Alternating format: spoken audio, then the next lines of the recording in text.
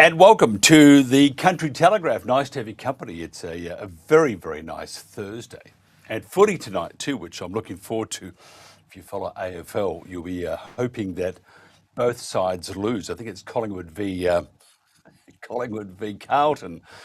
Anyway, you can't wish for a better game. Maybe they'll draw or something. How could they both lose? Have to work on that one. But thank you for joining me, and a big show today too. Some of the headlines around town at the moment, around the country at the moment, and we all know about that major fire in Geelong, at the refinery, in fact, and it's a facility which supplies half of Victoria's and 10% of the nation's fuel. And it's been blamed on equipment failure and could disrupt production for months, which is just dreadful. Couldn't happen at a better time. I used to live in Geelong and work there, and someone told me if it caught fire and went up, it would wipe out all of Geelong. Hasn't done that yet, but it's just a fire at the moment. But yeah, bad timing.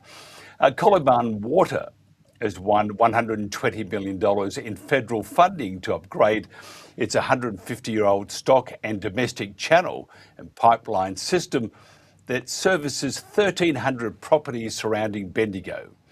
The 150-year-old water system loses, wait for this, a staggering 79% of supply through leaks. They need to fix that one up pretty quickly. Be like the Great Flood, wouldn't it? Fruit growers across the Goulburn Valley are reporting a generally positive start to the season, with solid demand, improving quality prospects, and harvest progressing quite steadily at the moment. Although rising fuel and freight costs are emerging as a significant pressure. Bega Cheese, the old cheese, Limited has notified customers it will be imposing an 8-cent surcharge on every litre and kilogram of its products to offset, which makes sense, to offset the soaring fuel and packaging cost.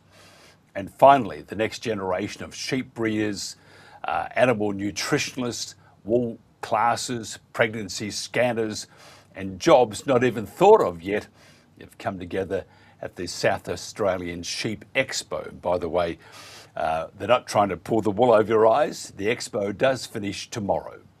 This is the Country Telegraph.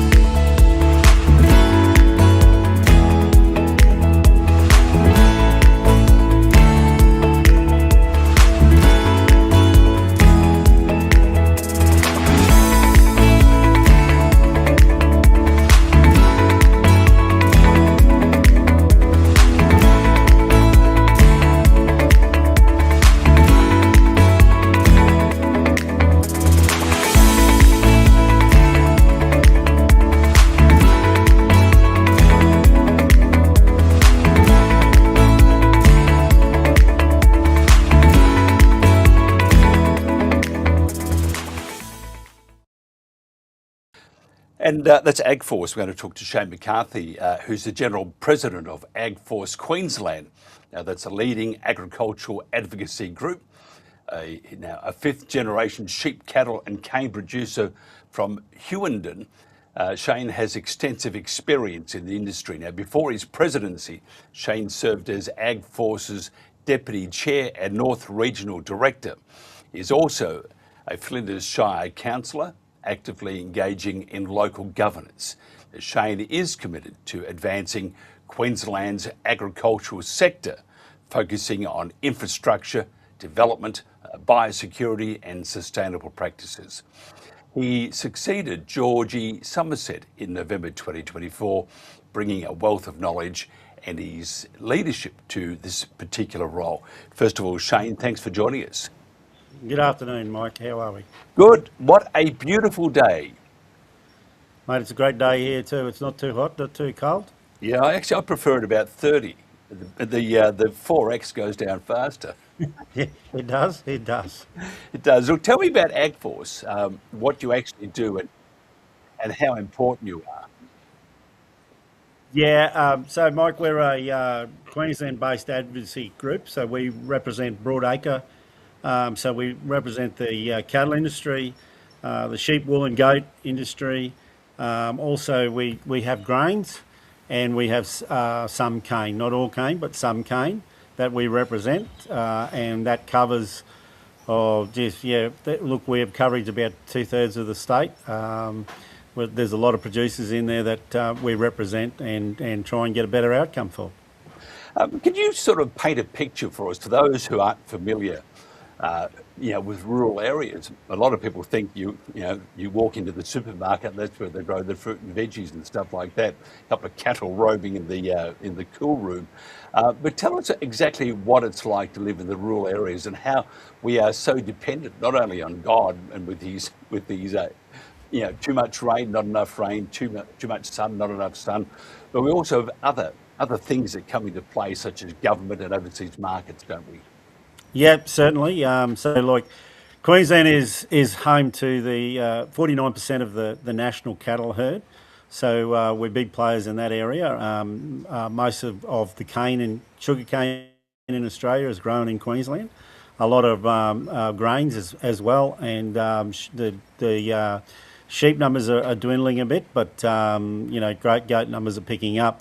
So if you've eaten something today, if you've drunk something today, if you're basically not naked, that agriculture has provided that for you.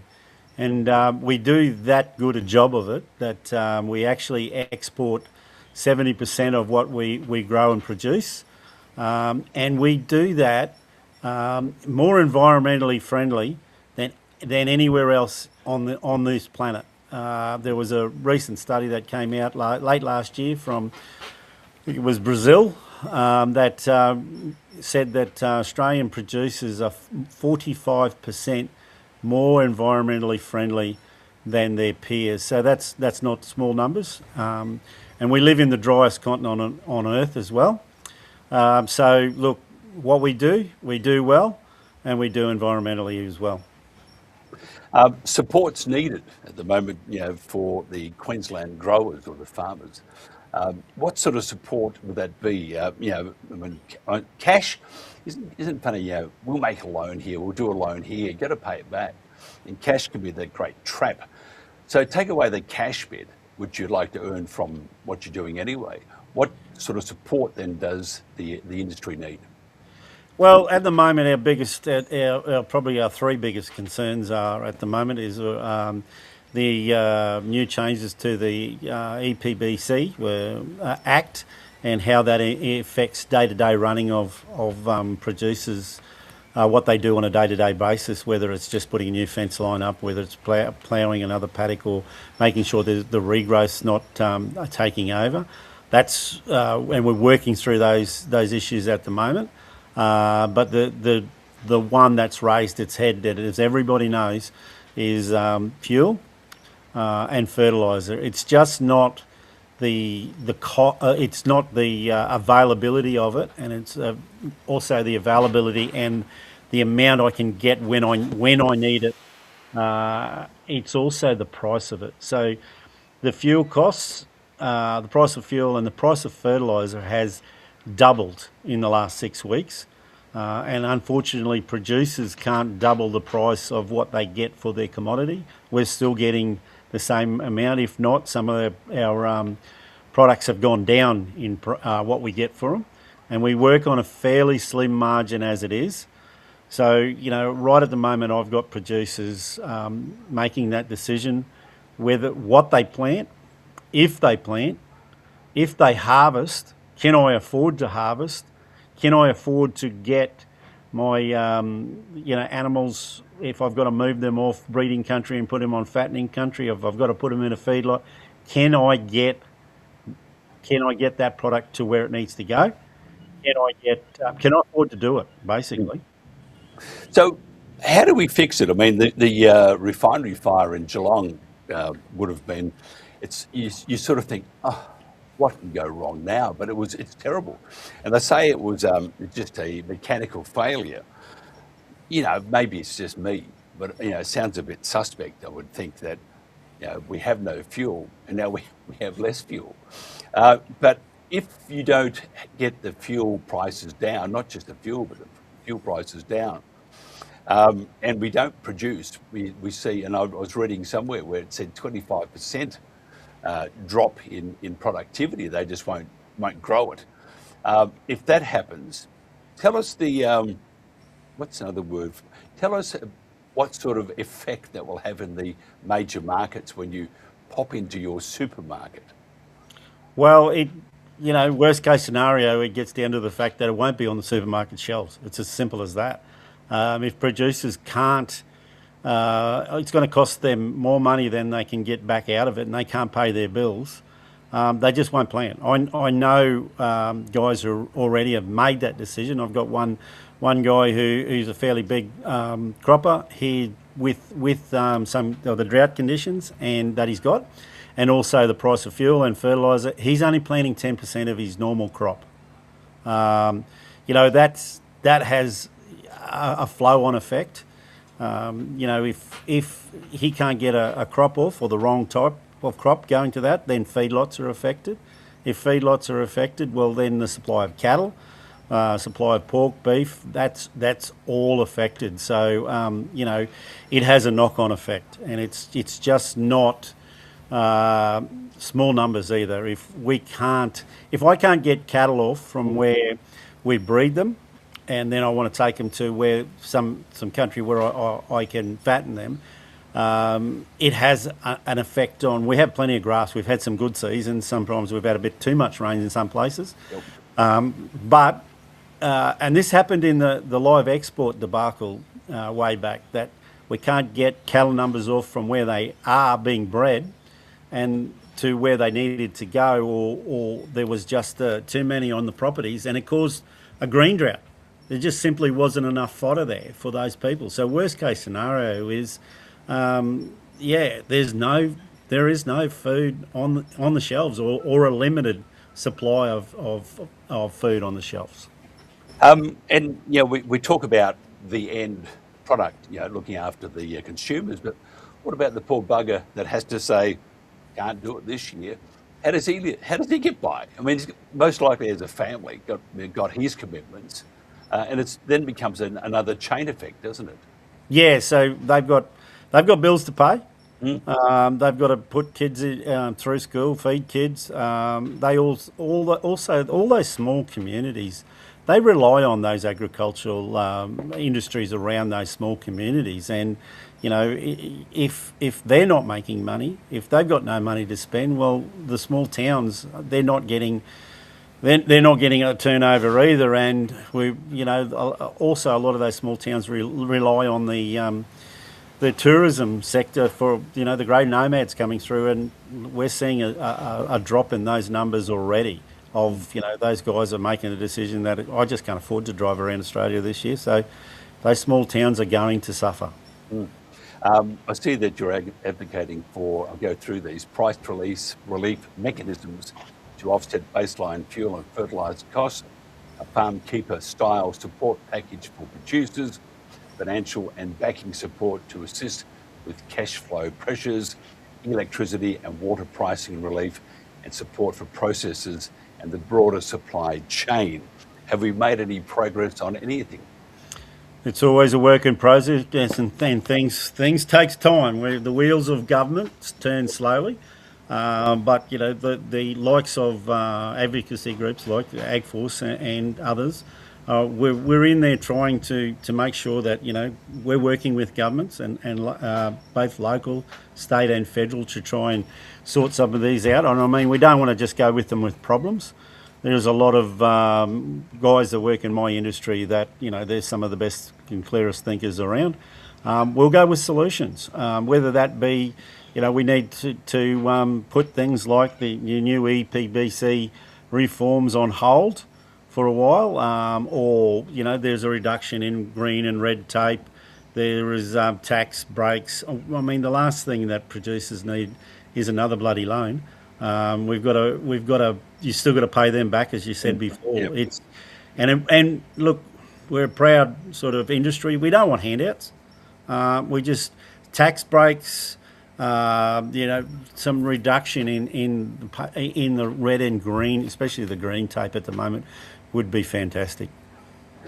If somebody wants to find out more, you have an excellent website, and I noticed all your videos and stuff, and it's fantastic. And there's one start, but it's not enough.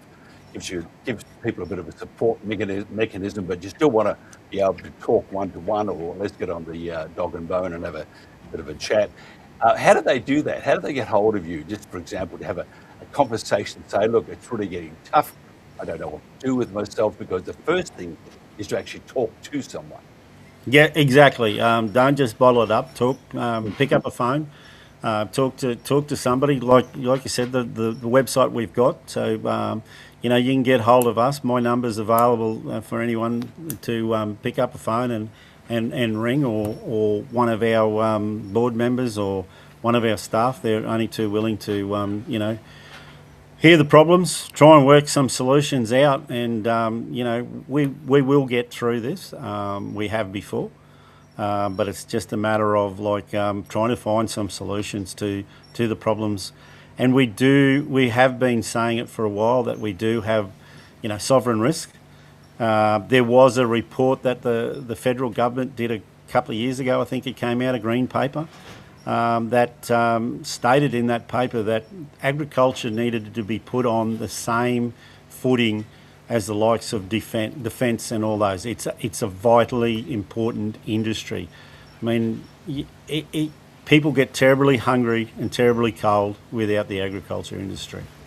They certainly do, and I have to say, your videos, when I was looking through those before, I thought, a second look at it, I thought, my God, George Clooney, and it was you. Highly doubted. I highly doubt it. Look, I'm being nice to you. I'm being nice to you, all right? Give me a break. Just being warm and fuzzy. No, but you're doing a great job, and I've got to tell you, it's a very tough life. We haven't even talked about the middleman yet. Yeah. They used to make my dad, shudder in his gumboots. That's another story. Shane, thank you so much for your time. We will do more of these. We ran a spot before you came on, which you saw. So anything we can do to help, you just need to reach out to us, and whatever we can do to help the industry, help the people, help Australia, because that's what it's all about. And could you imagine, I mean, you don't live in the cap city, but imagine walking in, the wife walking into a supermarket and seeing one lettuce or something. I mean, could you imagine the furore at home? It would be pretty wild, wouldn't it? Where's the food? I could, and I don't want to go through that. Thank you very much. No, thank you. That's why we have jobs and we go to the office. It's much simpler. Shane McCarthy, I appreciate your time. Thank you very much, sir.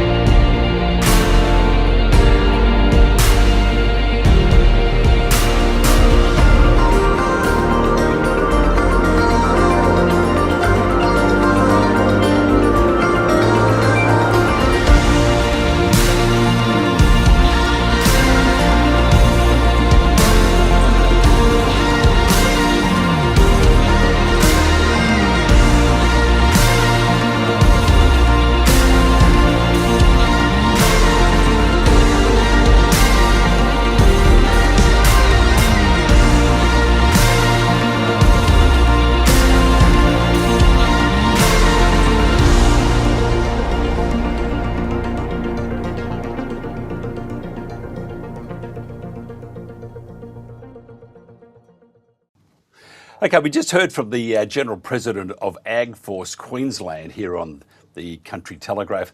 Now let's talk to someone who knows. Goondiwindi is a regional town in Queensland, Australia, situated on the Macintyre River border with New South Wales. It's located around about 350 km southwest of Brisbane and serves as a major agricultural hub and junction for 6 highways. 6. Didn't know we had that many. Often referred to as the gateway to the outback. The Honourable Councillor Lawrence Springborg has more than 3 decades of service in Queensland public life. He currently serves as Mayor of Goondiwindi Regional Council and has held some senior ministerial portfolios, including health and natural resources. Now, Lawrence is a former leader of the Queensland National Party, a very good leader, in fact, the inaugural leader of the merged Queensland Liberal National Party, LNP, and served 3 terms as leader of the opposition. His extensive parliamentary experience and continued relationships in Queensland provide cornerstone clients with practical and strategic insights at both state and regional levels. Now, Lawrence is also a member of the Order of Australia and a 4th generation Queenslander. So we're going to be talking about all sorts of things that Lawrence can help us with. Got a welcome to our cameras or to his laptop, the Honourable Councillor Lawrence Springborg. Welcome, Councillor.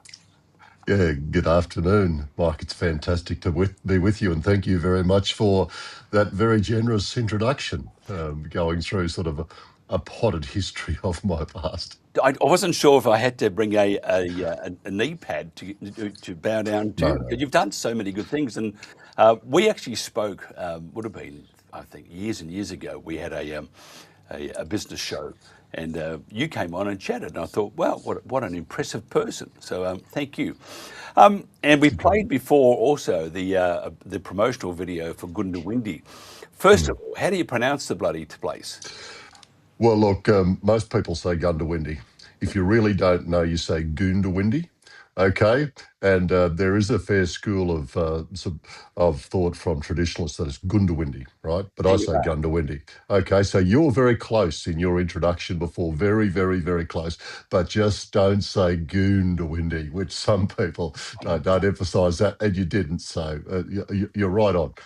Well, I used to work in bush radio, and you could always tell the new people in the area Oh, yes. that they got nothing right.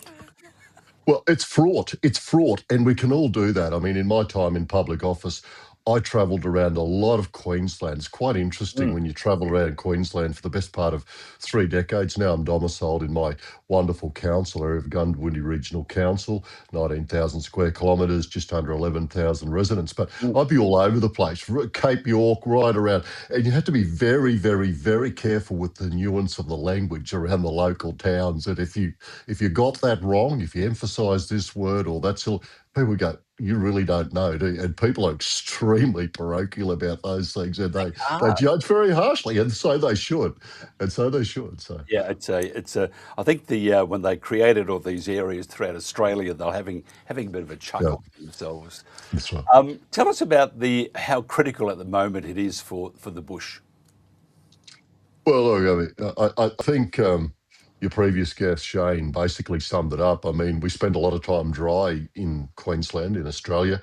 Dorothea McKellar, many, many years ago, who wrote Droughts and Flooding Rains, and ironically did so when she was spending time in England. It was actually missing Australia and its extraordinary variances. But I think that told the tale of the reality of what we live with, well over 100 years ago.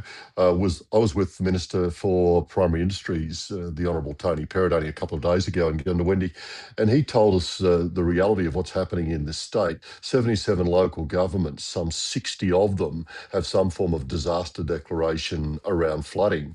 And yet where we are on the southern border area, we're seriously drying out at the moment. We've had 5 exceptionally good seasons, which has created in the minds of many of us a new reality, which is probably quite unusual.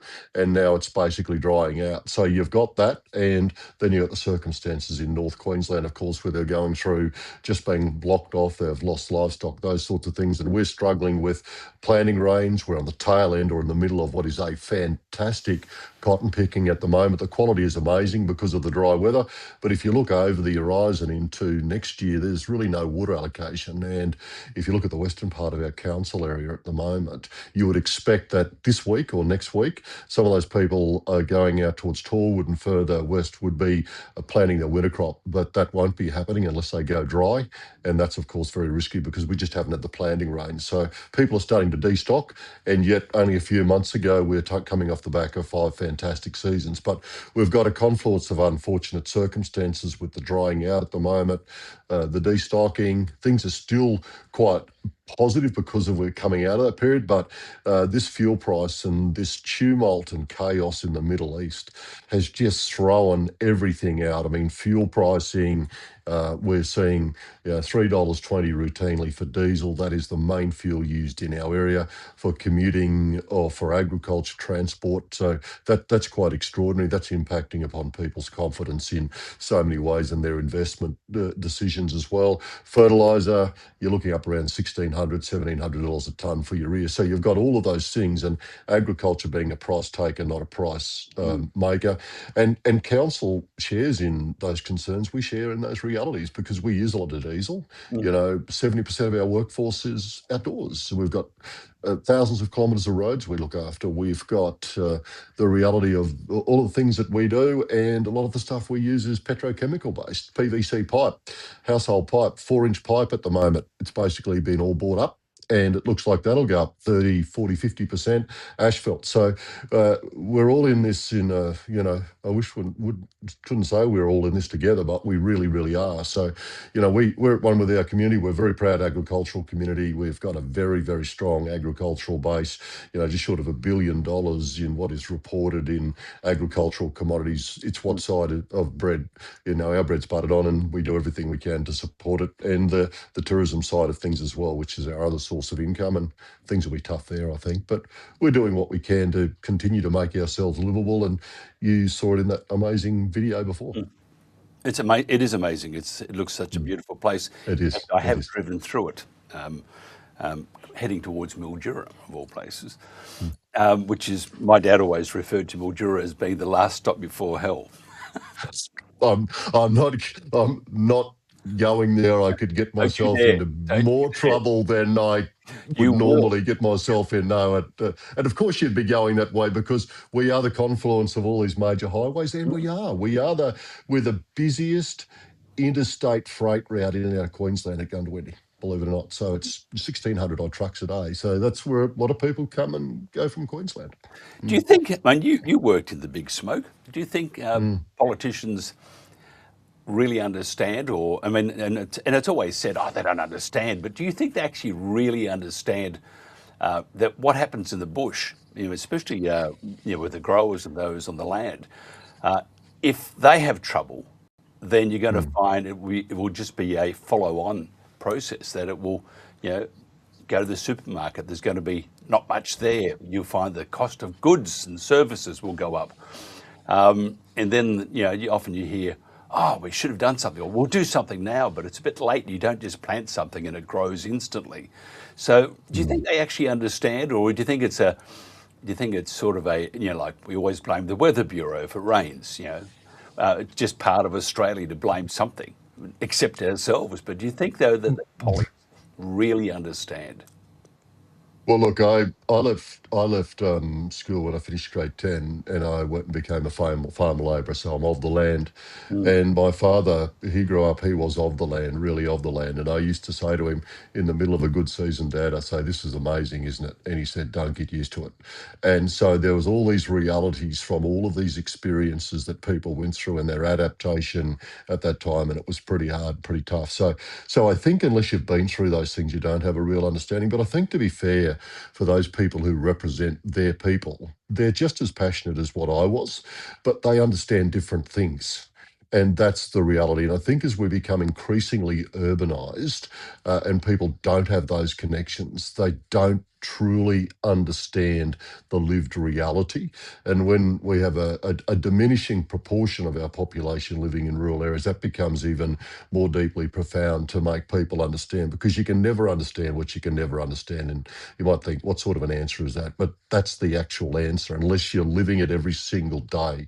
But it's when,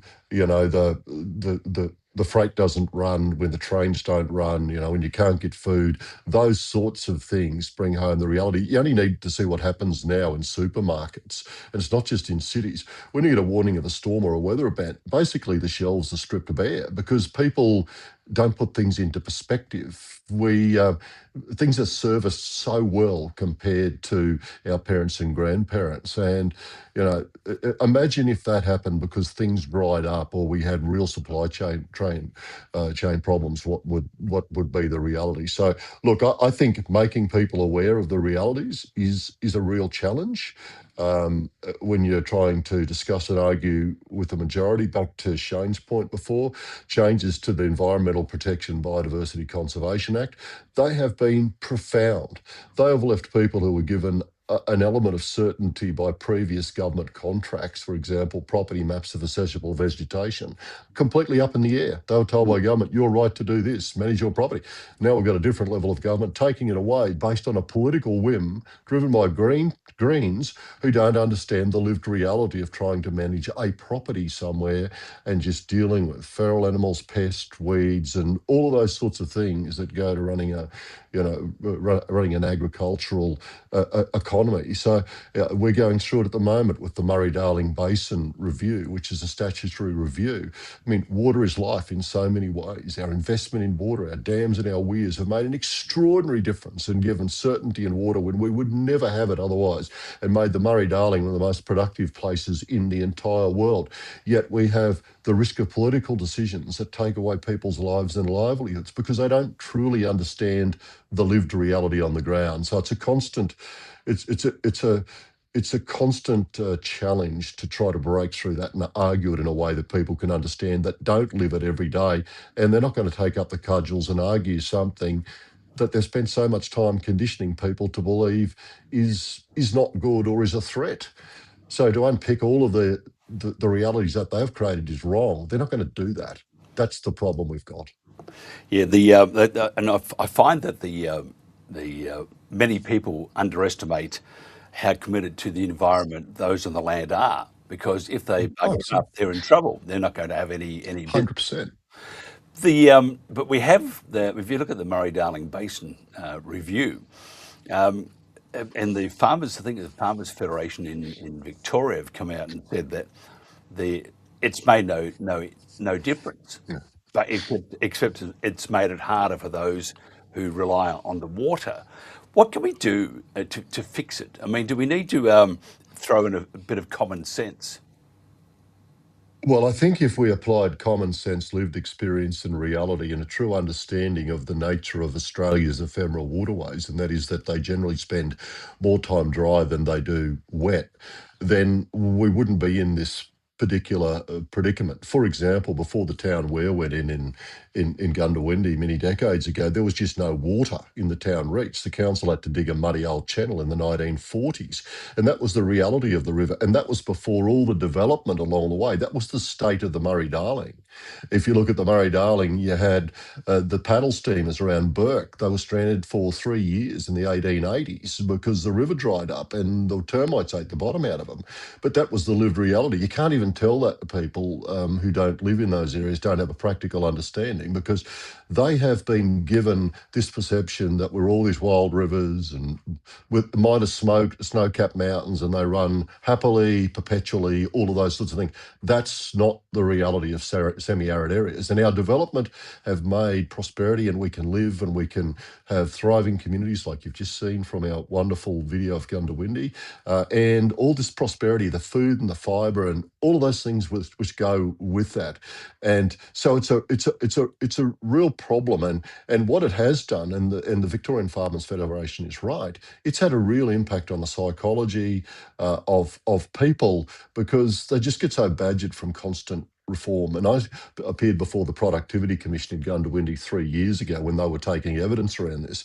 And I said that all of these decisions should be based on evidence and they should be considered against the economic impact that they have had. What has been the real impact? To measure the reality of what's happened on the ground, because no one has done that properly. It's just take this amount of water. It's a figure that you can put up there, on a blackboard or something or other. But it doesn't make any real difference in the overall context. And a lot of these things, you've got to manage water well. I'm not saying you shouldn't have to do that, but it's been the impact. We've got people that make investment decisions now to move to other parts of Australia, Central, North Queensland, West Australia, and even invest in agriculture overseas in places like Uzbekistan, because they're a long way behind us and they need our technology and our reality. So that's the consequence of having these decisions not based on reality and science and understanding of the socio-economic impact. And that's why we've said, please only make changes where you can justify them, not for the sake of, politics and appeasement. Yeah, what we need is you back into politics. You need to No, leave I'm the done. mayoral thing. Happy to be mayor of Gundy. I've done that. Been there. No, but we actually do need common sense, and I've always been a conservative voter, but I have to tell you, probably not this time. I mean, although it is changing a bit because I do like Matt Canavan. But if you look at the prior to that, it was very hard to differentiate between the left and the right, and it was becoming very woke. And that's what I meant before about a dose of reality, and you elaborated on that. We do need a bit of common sense, and even though we may have ideas that are truly shows you that the education system is bombed out, we need to look at it as it is, and you need to be very have a lot of common sense, and you need to not be influenced by woke propaganda. There you are. I'll get shot down for that one. It's true. It's unreality. I mean, we live in a world where we educate people to the highest level possible. If you look at our industry, but I think we've devalued really critical thinking. And it's interesting how they say, critical thinking only applies in our learning institutions at the moment. I think what we're seeing is more and more groupthink that's coming out of those, because if you don't comply, you end up being marked down. You end up being sidelined. And I think that is a really, really big challenge. It's often hard to stand up against people who want to argue against the learned reality on the ground and the experiences that people have, because they talk down to them. And the closer you're connected to the land and the day-to-day reality of what it is to survive, the more understanding you have of those things. I remember years ago, my dad bought me a welder. He couldn't weld. He said, well, look, if you break it, you got to fix it. You got to learn how. You just can't go and get a new one. You've got to make do with what you've got, because you just can't. Now we just go and get a new one. We just go and whatever falls out of thin air, whatever the case may be. And from me, I've grown up with a practical understanding of that connection. You have limited resources, and you've got to make do. Okay, and make decisions on real experience and proper information, not just sometimes going with the mob. I totally agree. We have run out of time. I could talk to you for hours. You'd have to buy the beer. Come out. We actually have a local brewery now, so maybe you can come out to Gundy and we can do that. So we can host you in Gundy. So I look forward to doing that and catching up with you in the future. Anything for beer and a snagger. It's no. But without flies, please. If somebody wants to get hold of you, how do they do that?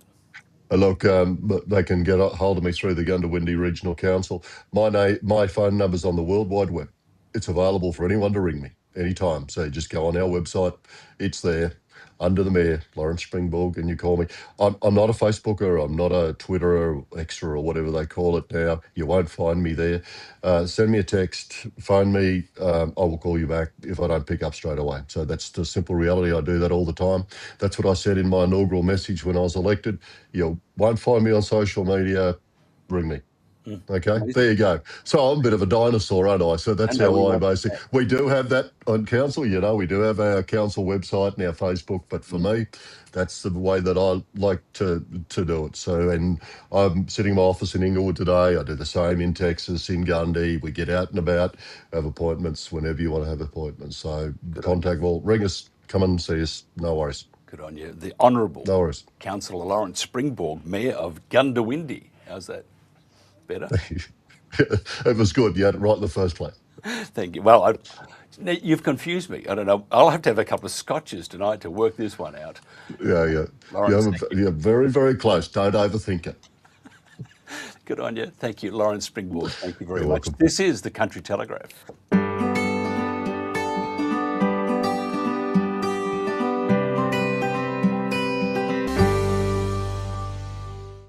Australia's biggest outback music festival is back. From the 20th to 22nd of August 2026, the Broken Hill Mundi Bash returns for 3 epic days under the wide open skies of the outback. Get ready for a massive lineup featuring the Teskey Brothers, John Stevens, John Butler, Boy and Bear, Baby Animals, Jessica Mowboy, The Whitlams, Leo Sayer, Tim Finn, Richard Clapton, Troy Cassadaly, Chocolate Starfish, Furnace and the Fundamentals, 1920 and many more. It's more than a festival, it's a one-of-a-kind adventure.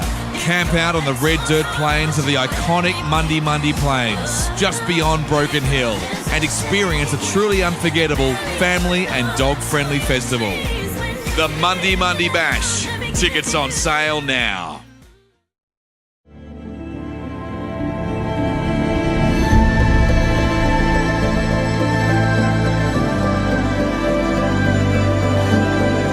Got broken sternum and 4 broken ribs. To me, the RFDS is a very good help for not only Arnungal, but everybody in the outback. Dentists is just one of them. You know, I said goodbye to people in my head. Sort of worked out pretty quickly. I wasn't going to be able to deal with it by myself, knowing that airstrip had to get sorted out so RFDS could land safely, We got this Royal Flying Doctor. To me, it's arrogant. It's really good support. We're sort of supporting each other, make things a better community here. I felt like it hadn't happened, I felt like I was fine. I was in a lot of pain, like my head and my eyes just like throbbing, and then seeing it in the mirror, I was like, oh my God.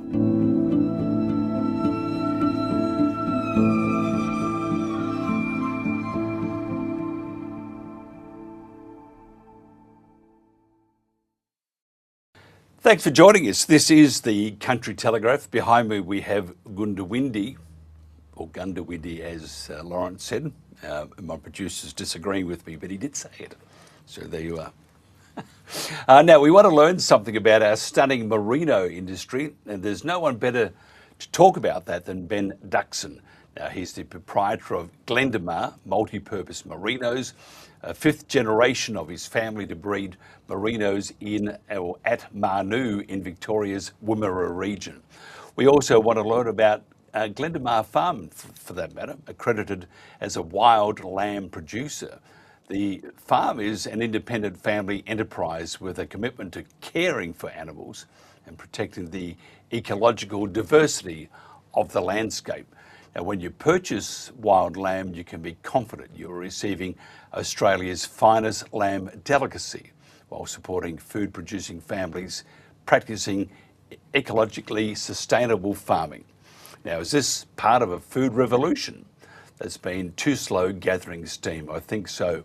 And we've been featuring many people on to talk about, changing things, making things better for the environment, better for the animals, better for your own health. First of all, Ben, thanks for joining us. Hey, Mike, how are you? Good. Now, tell me about about Glendemar, and tell me about your methods of farming, because we've had all week people coming on talking about bypass supermarkets if you can, go to your local butcher or go to markets and stuff like that and start supporting those on the land directly. What's the difference, and how's the industry changing? No, we've bred for a long time on Australian breeding values, so we actually can measure the breeding values for eating quality nowadays. It'd be nice to get a bit more feedback on that, though. There's only one abattoir, which is Goondiwindi Meats in Australia, that actually gives you individual feedback, so we can actually get now that sort of stuff. We do enter competitions or trials or things like that. We've got Lambex coming up where we've supplied lambs for that as well. So there is a real movement around protein and the younger generation starting to look after themselves and demanding high quality products, so meat products and sheep meat. Sheep meat's not well known around the rest of the world except for here in Australia and produced. So we really have no competitors now except for New Zealand, who are lightning off all the time. But the current price increase has been demand driven, and we're about to enter a supply driven case scenario as well. So the Americans have got a big taste for it as well. So all about those people that are looking for high protein, looking to look after themselves, and certainly enjoy the taste of quality lamb. What we need to do is send Sam Kekovich over there with one of those. I mean, they would be saying, I don't know what he's saying, but it sounds interesting. 100%. Sam's really good. His ads really have a real cut through in all of Australia, which is fantastic. The Australia Day Lamb campaigns have been very well received in Australia here, but overseas there's some growing support for the lamb industry, and Australian producers are rising to that. There's certainly a lot being done on the breeding side of it. What about this fuel crisis? And you see in Geelong, which will affect diesel. The refinery there, kaboom. If we were looking for a worst case scenario, this would probably be it, wouldn't it? So we're already in a government-induced fuel and fertiliser and energy crisis, and here we go. They're making it even more extremely difficult. So these things obviously can be solved by Australians, but our policies leading up to now have been nothing but a disaster for Australian farmers. We're an energy-rich country, we're a fuel-rich country, and we shouldn't be the ones going through any sort of pain at the moment. If we had policies in place, we certainly wouldn't be in the position we are now. How is the industry right now? The sheep industry, we're talking? Mm-hmm. Yeah, it's pretty fantastic at the moment. Wool prices have even gone up as well. So in all this turmoil, but it's evening out. So 2 or 3 years ago, prices really depressed, and we were getting about $15 for good carcass merino ewes that were 25 to 30 kilos. So that sort of product now is making between $200 and $300, and lamb sort of similar in gone up in value and percentage wise. So wool's gone up as well. So the world does need the protein side of things. The supply side's about to kick in. So there's been a couple of droughts, there's been low prices, so people have got out of the industry, and then there's obviously the live sheep export trade has been knocked on the head by the Labor government in Western Australia. So all those factors have meant that the supply is about to kick in. It's all the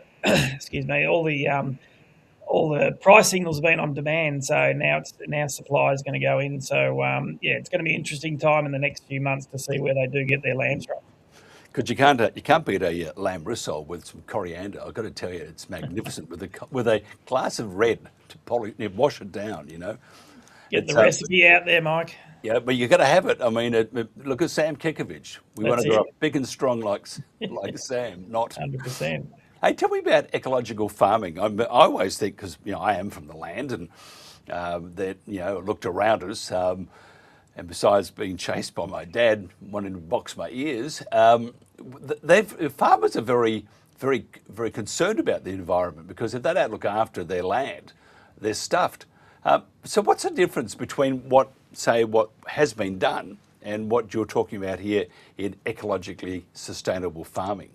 Yeah, so this comes on the wool sort of side of things. So when we were facing backlash to the mulesing debate, and it still does happen here in Australia, and it's a real hindrance to our industry. But we were 2000 when we last muled, so 25 years ago, quarter of a decade. And the wool brands wanted to make sure that everything that the wool producer was doing was sustainable and ecological and all that sort of stuff. So there's quality assurance programs out there now. So responsible wool standards standards. New Zealand Merino have just changed their name, have got a ZQ standard as well, and they're not overly hard. They make your business better anyway, is that you're documenting what you're doing with your fertilisers, with your how you go animal welfare and all that sort of stuff. So not very hard to do, but certainly the way the world wants to go is to make sure that we're doing the right thing, and we can do that. So we tick that box, and it certainly does give us a little bit of premium on the wool sort of side of it, and it'll probably come down the lamb track as well. You did a bad thing before. You mentioned how great it was. You should never do that, because politicians be going, "Oh, really?" That's it. We have to put our hand out for a little more, but they don't understand that. A great year now and maybe next year, but you'll have some bad years too. Well, I tell everyone, and everyone's about the same, that we were all playing catch up. We fed through the drought here for 2 years constantly, so at pretty good prices, and then the price for the lamb wasn't very good. So this is only just catch up, and that's all we are at the moment. And then we need to make sure it's a sustainable industry right through to the future. Thinking all the ads with the lamb. This is how old I am. There used to be the one. Tom Cruise was coming over for a Sunday race because you had lamb. Yep. I think they were trying to pull the wool over eyes for that one. Ben, if somebody wants to find out more about what you do and all about your farm and stuff, and maybe have a bit of a natter, or better still, buy you a beer, how do they do that? Just Glendemar MPM on the internet there, and you'll find links to what we get up to there. So, no, thank you. Absolutely fantastic. Thank you very much for your time. This is the Country Telegraph.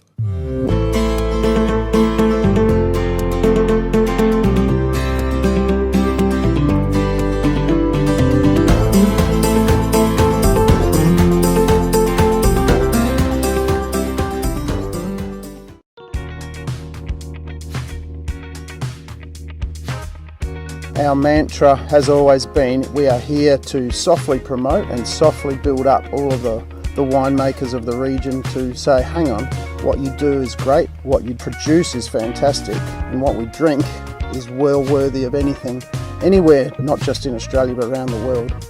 I'm planting varieties from Cyprus, which is amazing, and looking at doing other Greek varietals too. So I think by doing this, it's really going to keep our culture strong here in Australia, because obviously we're very far away from Greece. I then got the opportunity to make wines that I thought were suited to this region, and then put a little bit of finesse in oak treatments, etc., to make them softer and more approachable wines. It's pretty cool to be able to provide high value wines at those lower price points.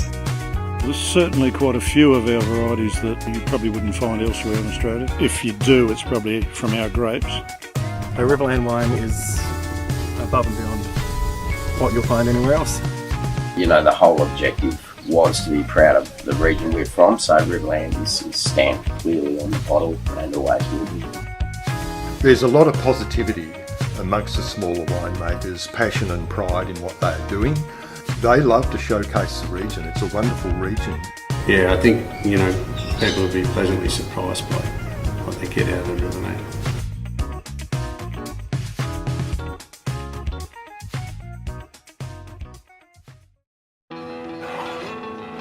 Buy Australian made, and you're backing local jobs, a stronger economy, and the way we live right here. Australian made, made right here.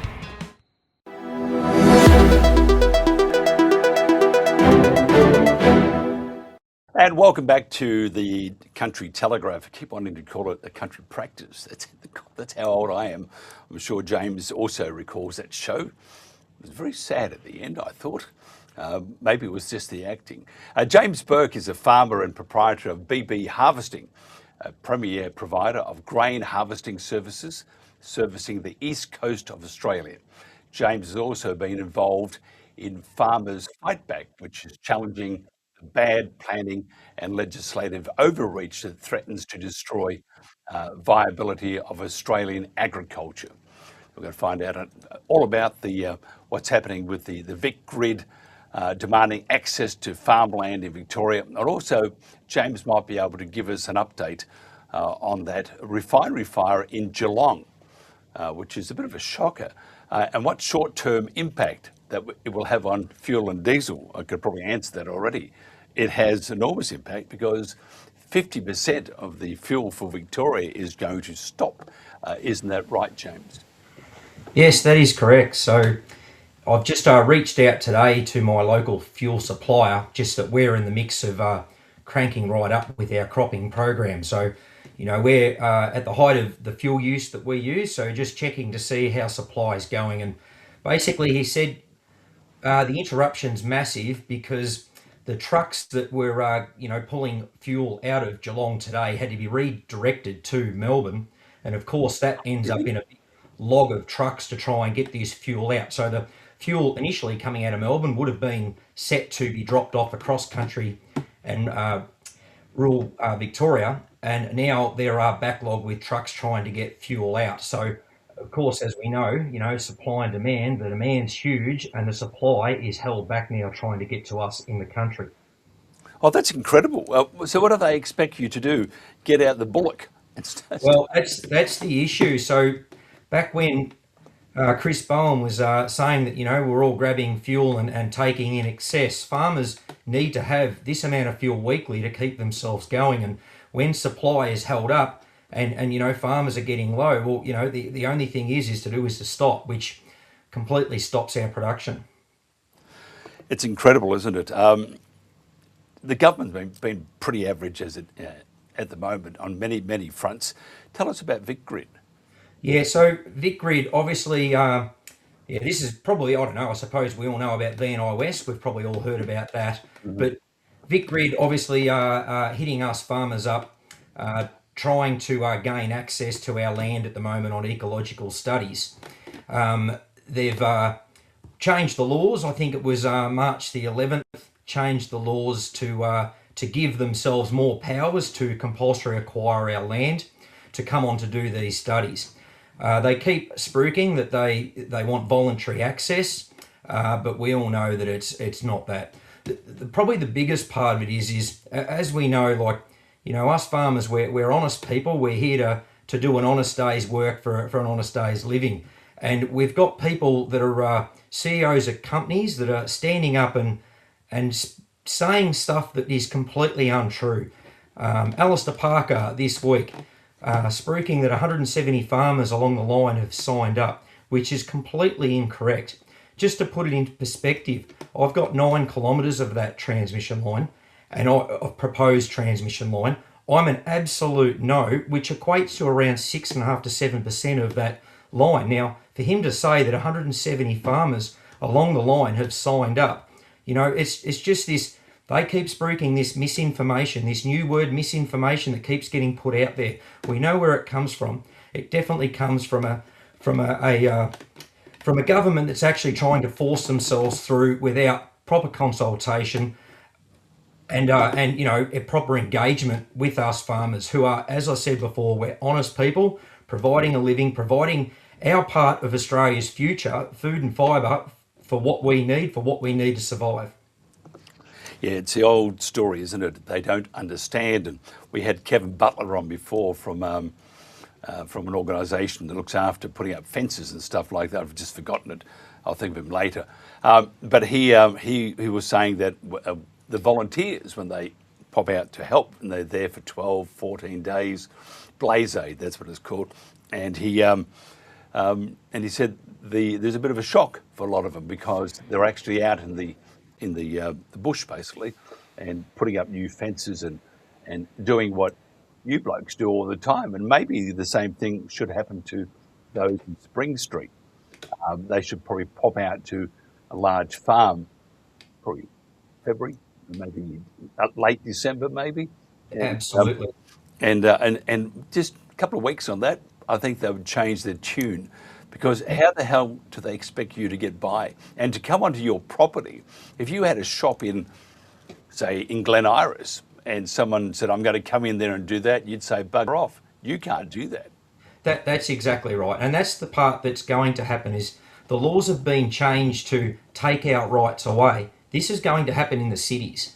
The cities' rights for the same laws that are being changed, it's going to happen. It's been changed. It's been legislation's been changed. So they're not just coming for us, they're coming for everybody. And, it makes you feel pretty tough that a government can actually go and be a dictatorship like they have and actually change a law to suit their agenda. Where, as you know, if you went out and took a vote across Australia, whether they thought this was the right thing to do, I guarantee they fail. Pretty similar to The Voice. Yeah, I think they would. But look at that. I mean, Australia said no, we don't want it. And the state government said, can't stop us. We're going to do what we want to do. Exactly. That's the point we're making, is it doesn't matter what's said by us as the public. They're supposed to be there to serve and do what's right by the public. They're on their own agenda to run their own programs, as we know what it's for, snouts in the trough. They're chasing their own agenda. Political parties trying to, gather backdoor money for themselves. We all know what the reason is. And if you look at your current government, to the CFMU, I'll write you a check, about $30 billion. You blokes don't even get a. I won't go there, but you don't get much. All they want to do is run you into the ground. What do you have planned? Because the community itself would be really, really pretty grumpy at all this, wouldn't it? Well, we've set this this group called Farmers Fight Back, and Farmers Fight Back is gaining traction. It's absolutely flying at the moment. Any sort of thing that goes on, any sort of media, people are just jumping on board. I think we're around 25 to 26,000 people, and it's growing by the day. People actually putting up money in support to come and help, volunteers on that Farmers Fight Back saying, we'll be at the gate to support you. So where we were back last year, where we had, 300, 400 people turning up at the gate, we're potentially having the position to be, we're in the position to have 5,000 to 6,000 people wanting to come. And I don't know how we'd coordinate that out on our little roads and with all the potholes we have, trying to get that sort of amount of traffic through to help. But it's definitely been seen, and people are realising, what is actually happening. So the media is actually starting to work on our side for sure. Social media extremely well. Yeah, but look at legacy media, because they get looked after by various governments, and they're not going to bite the hand that feeds them. Is Farmers Fight Back going to go national?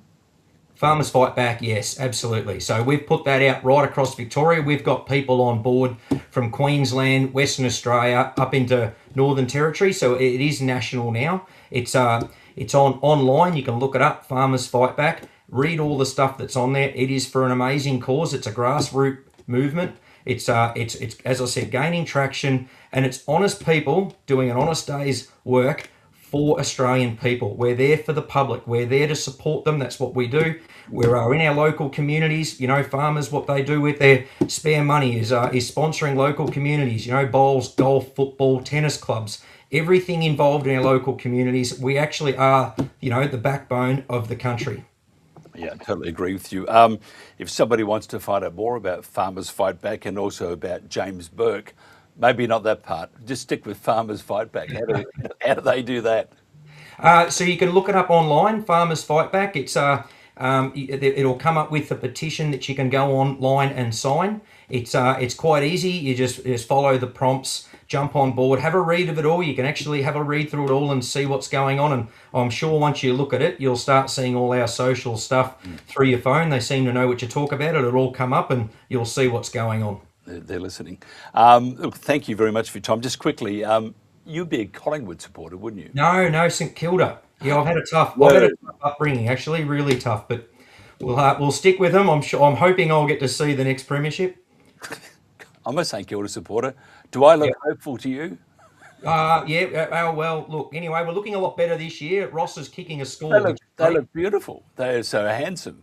But they can't play. I mean, although we had a very good win last week, which again, we did. Yeah, if we can kick a score, it's worth watching. I quite enjoy seeing a score being kicked. Yeah, that's right. I mean, and those terrible Port Adelaide. I mean, truly, how do they get out of jail? I mean, I don't know. It's like Collingwood, you've got to have the bad eggs amongst you, I suppose. That's right. James, thank you very much for your time. I appreciate it. If we can do anything to help, by the way, just let us know, because our pleasure. If they don't look after the farmers, the major markets are dead. Absolutely. And thank you for reaching out. It's been great. We'll keep up the fight and thank you. And go Saints. Okay, that's almost it. We're going to check out the weather now, and I'll come back after the weather and we'll find out how in your area the temperature might be tonight or tomorrow. Hello from the Bureau of Meteorology. I am Angus. This is the National Weather Forecast. We're going to take a look at Friday's weather across the nation, and there are some large empty areas of our map, and in meteorological terms that means broad regions with clear skies and sunshine around Australia for Friday, but there are some weather systems around the periphery to keep a watch of. In the north we've got some remaining moisture from ex-tropical cyclone Mila continuing to fuel thunderstorms in parts of the territory. For the southeast we've got this strong cold wintry wind flow hitting parts of Tasmania, Victoria and New South Wales, and in the southwest we have another cold front which is going to be heading towards Perth right at the end of the day on Friday. Let's fly around the states, and most of Queensland will have clear, bright, sunny skies and warm temperatures, including Brisbane tracking for a high of 31 degrees without any strong winds.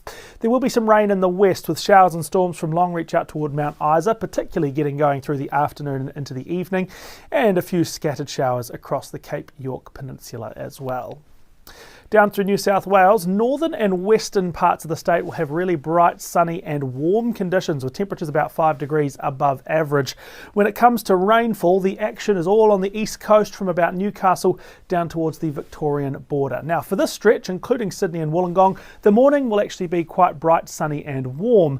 In the afternoon we'll see a cold wind change slide northwards, so that will do a few things. Temperatures will drop, the wind will pick up during the afternoon, and we'll see the arrival of some showers and thunderstorms as that wind does change as well. There is even the possibility of some severe thunderstorms as we head late afternoon into the evening time period for Sydney and Wollongong that could bring some wind or hail damage.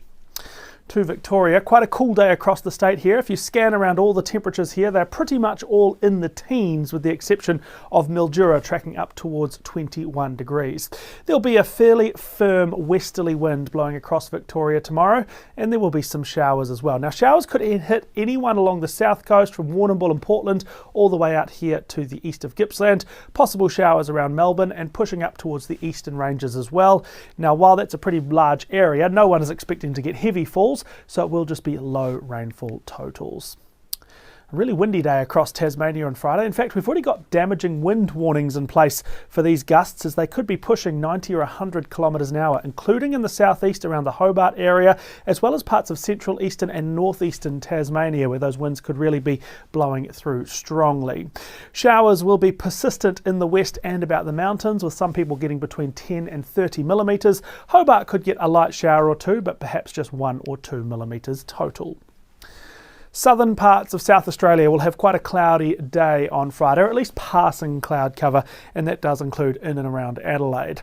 Keep an eye on the temperatures. We see low 20s from Whyalla, grading towards the high teens down in Mount Gambier, and this whole region is on the cool side of average. Further north and further west it is much warmer and sunnier. There won't be much rain across South Australia on Friday, but a couple of light showers possible from Murray Bridge down to the very far south.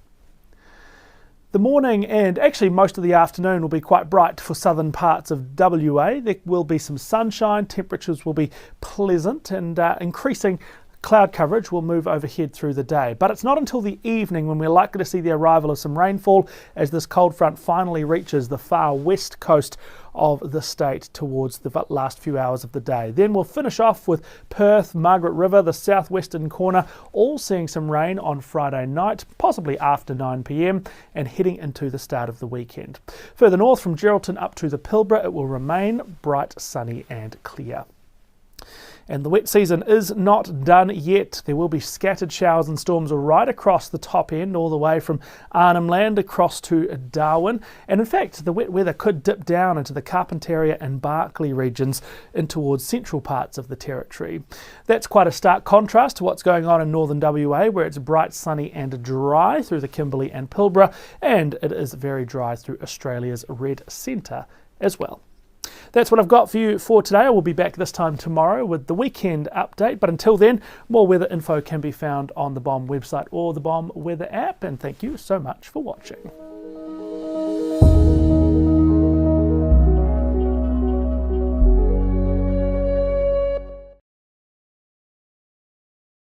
And that's about it for the show today. Thank you so much for your company. We'll be back tomorrow, same time, same bale of hay, for yet another exciting episode, another exciting program of the Country Telegraph, not the talking telegraph, as I called it once, or a country practice, as I've called it several times. It's called the country telegraph. Write it down on the forehead. Have a good one. Be kind to your neighbours and be kind to yourself.